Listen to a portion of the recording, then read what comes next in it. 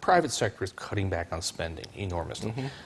Savings rate, just out today. The savings rate has gone from 0 not too long ago to 3.8%, and it's probably heading back towards, in once upon a time, and not that long ago, it was 8%. So people are starting to save, they're not consuming. And it's actually worth thinking about that. 5 points on the savings rate is like almost a $500 billion a year hit to the economy in terms of spending.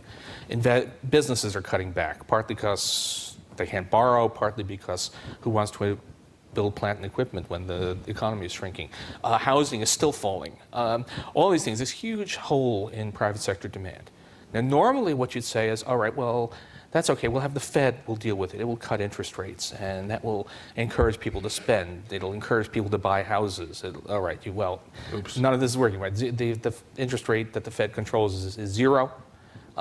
Anyway, nobody's going to go out there and buy houses because we still have a huge overhang, and in fact, prices are still too high for houses in general. So we have the normal answer to this kind of slump in demand is not available. So what can you do? Well, one thing you can do is have the Fed do exotic stuff, which is trying, which is not working very well. But the other is, if the public won't spend, the government can, and keep people, create a lot of demand, and also help sustain people's income so that consumption doesn't fall as much. Sustain some demand so that businesses don't slash their investments so much. That's the principle. The government can provide the spending power to bridge you across this period when the economy is in deep trouble.